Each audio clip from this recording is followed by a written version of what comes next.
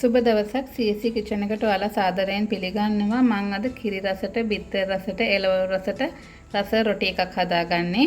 එහෙනම් බලන්න මේ රොටි එක කොහොමද හදාගන්නේ, මේකට මොනවද අවශ්‍ය කරන්නේ කියලා. වීඩියෝ එකට යන්න කලින් ඔයාලා තාම subscribe කරලා නැත්නම් subscribe කරලා ළඟම තියෙන bell icon එක click කරලා වීඩියෝ එකට එකතු වෙමු. මම මුලින්ම බෙන්ඩර් ජග් එක ගන්නවා. ඒකට බිත්තර දෙකක් එකතු කරගන්නවා. පාන් පිටි කෝප්ප 2මාරක් එකතු කරගන්න. ඔයගලන්ට කැමති කෝප් එකකින් ගන්න පුළුවන්. එතකොට ඒ කෝප්පෙන්ම තමයි කිරි ගන්න ඕනෙත්.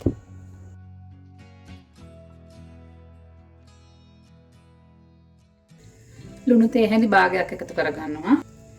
සීනි තේ හැන්දක් එකතු කරගන්නවා. ඊට්ස් තේ හැන්දක් එකතු කරගන්නවා. ඊළඟට මේකට මම පිටි දාගත්තේ කෝප්පෙන්ම ෆ්‍රෙෂ් මිල්ක් කෝප්ප දෙකක් එකතු කරගන්නවා.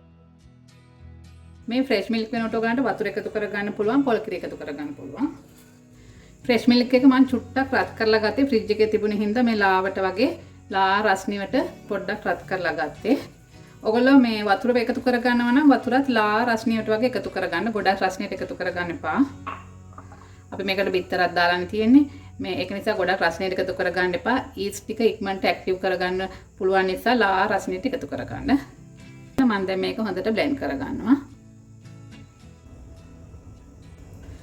මේ තියෙන්නේ මම දැන් බ්ලෙන්ඩ් කරගත්තේ මිශ්‍රණය. මේ මිශ්‍රණය විනාඩි 20ක් පැය භාගයක් විතර වහලා තියාගමු අපි. එතකන් අපි මේකේ ෆිලින් එක හදාගමු. මම දැන් පෑන් එකක් ලිපේ තියාගන්නවා. පොල් තෙල් මේ සැඳි දෙකක් විතර එකතු කරගන්නවා. තෙල් ටික දැන් රත් වෙලා තියෙන්නේ. මම දැන් මේකට සුදු ලුණු බික් 4ක් මේ විදිහට පොඩි වෙට කපලා එකතු කරගන්නවා. සුදු ලුණු ටික මේ වගේ බැදීගෙන එනකොට ඒකට මම මේ කොච්චි කරල් දෙකක් මේ විදිහට හීනියට කපලා තිනවා. ඒකත් එකතු කරගන්නවා. ලොකු ලුණු ගෙඩියකුත් හීනියට කපලා එකතු කරගන්නවා. කරපිංච දෙකකුත් හීනියට කපලා එකතු කරගන්නවා.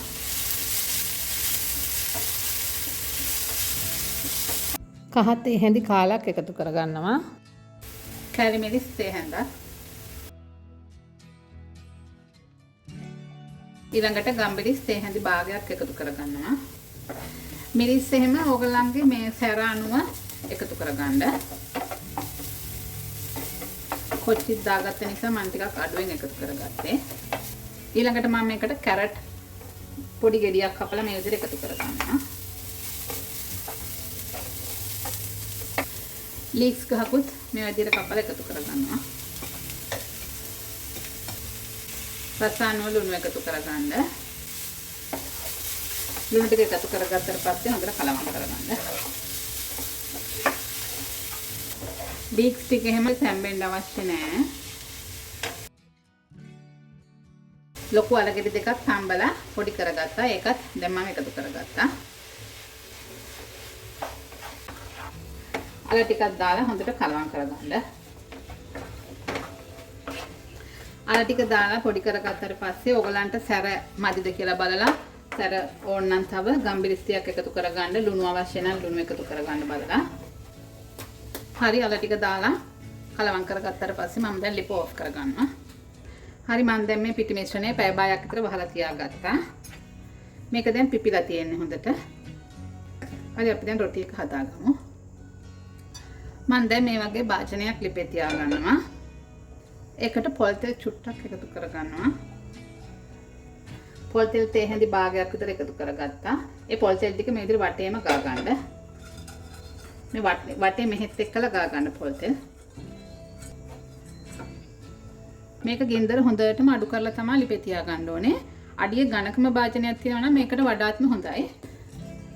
මම දැන් මේ අපි හදාගත්තේ රොටි මිශ්‍රණයෙන් මේකට එකතු කරගන්නවා.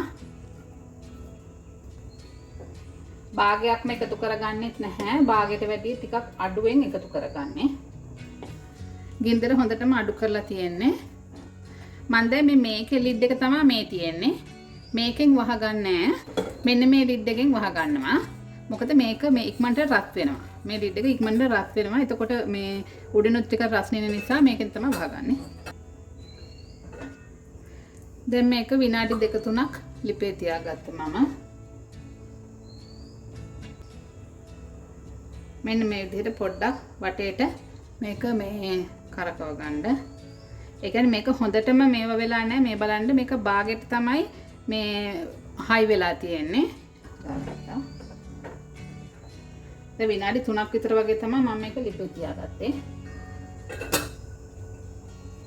ආයෙත් මේක වහලා තියාගන්න. මම දැන් ඊළඟට තව බිත්තර දෙකක් ගන්නවා. ලුණු පිංච් එකක් දා ගන්නවා. ගම්බිරිස් කුඩුත් එහෙන්දි 8 එකක් විතර දාගත්තා. මේ බිත්තර දෙක හොඳට මේ විදිහට පොඩ්ඩක් ගසා ගන්න. දැන් මේක මේ උඩ ටිකක් තෙත ගතිය ගිහිල්ලා තියෙන්නේ. උඩ තෙත ගතිය ගිහිල්ලා තියෙන්නේ. බිත්තරෙන් භාගයක් එකතු කර ගන්නවා. භාගයක් එකතු කරගත්තා. මේ විදිහටම හැමතැනම එක යන්න පොඩක් හොලව ගන්නවා.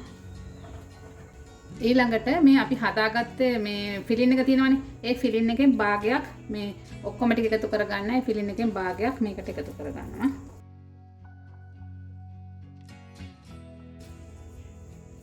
ඊට පස්සේ මේ ෆිලින් එක ගානට මේ විදිහට මේ හදාගන්න. අපි දැන් අර බිත්තරක් දාපු හින්දා මේක හොඳට මේ ඇලවිලා වගේ හිටිනවා. මේ වටේට ගොඩක් මේ තියලා තද කරගන්න එපා. මොකද එතකොට මේ වටේටත් දැන් පිටි මිශ්‍රණය යන්න ඕන නිසා වටේට ගොඩක් තද කරගන්න එපා. හරි ඊළඟට නැවත මේ අපේ පිටි මිශ්‍රණයෙන් ටිකක් එකතු කරගන්න. ගොඩක් එකතු කරගන්න එපා. මේක වැහෙන ප්‍රමාණයට වගේ පොඩි ලේයර් එකක් යන්න.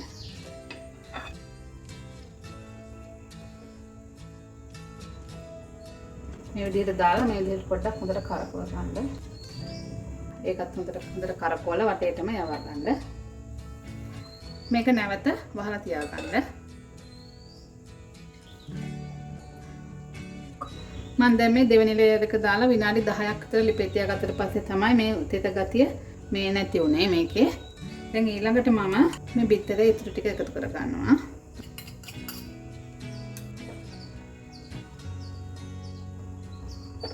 ඊළඟට මේ අපි හදාගත්තේ ෆිලින් එකේ ඉතුරු ටික ඔක්කොම මේකට එකතු කරගන්නවා.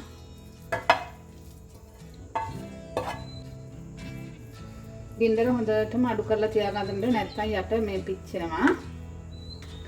සමහර ලිප් තියෙන ගොඩ අඩු කරගන්න බෑ. එහෙමනම් යටට රොටි තැටියක් තියලා ඒක උඩින් මේ භාජනයේ තියලා හදාගන්න. හරි මම දැන් ෆිලින් එකේ දෙවෙනි ලේයර් එකක් දාගත්තා. පොඩ්ඩක් මේ විදිහට මේ වටේට පොඩ්ඩක් බුරුල් කරගන්න. මොකද එතකොට දැන් අපි උඩින් පිටි මිශ්‍රණය දාගත්තාම මේ වටේ පොඩ්ඩක් මේ පිටි මිශ්‍රණය හොඳට කෑවෙනවා.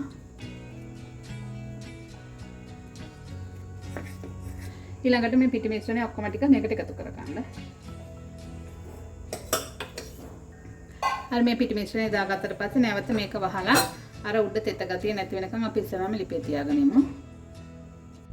මම දැන් මේ අන්තිම ලේයර් එක දාලා පැය කාලකට පස්සේ තමයි මේක ඇරියේ. එතකොට දැන් මේක අතේ ගෑවෙන්නේ නැහැ. උඩ ගානට බේක් වෙලා තියෙනවා. මේක තෙත ගතියට තිබ්බනම් අතේ ගෑවෙනවා. දැන් අතේ ගෑවෙන්නේ නැහැ. ගානට මේක දැන් තැම්බිලා තියෙන්නේ. මම දැන් මේ රොටි එක උඩින් බටර් ටිකක් මේ විදිහට ගා ගන්නවා. බටර් නැත්තම් පොල් තෙල් ටිකක් ගා ගන්න මේ විදිහට.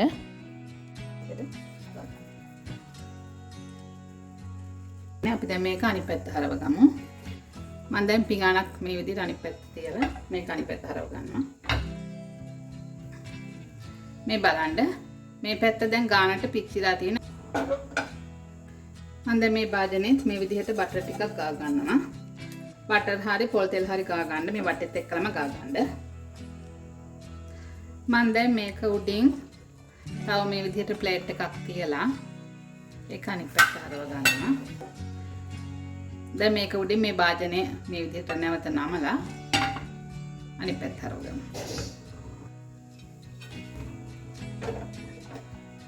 මේ පැත්තෙත් බටර් ටිකක් ගා ගන්න. මේක ලිපේ තියෙන මේ කාලේ වෙනස් වෙන ඔයගොල්ලෝ ගින්දර මේ අඩු වැඩි කරන ප්‍රමාණය අනුව දැන් මේක ලිඩ් එකෙන් වහගන්න එපා. පැය කාලක් විතර අඩු ගින්දරේ මේ විදිහට මේක අපි දැන් ලිපේ තියාගමු. මම දැන් පැය කාලක් විතර ගියාට පස්සේ ලිප ඔෆ් කරගත්තා. මේ රොටි එක හරීම රසයි. හොඳ කිරි රසක් තියෙනවා. හොඳ බිත්තර රසක් තියෙනවා. මේක 6 දෙනෙකුට විතර ඇති. එක කෑල්ලක් කාපුවාම හොඳට බඩ පිරෙනවා මේ රොටි එකෙන්.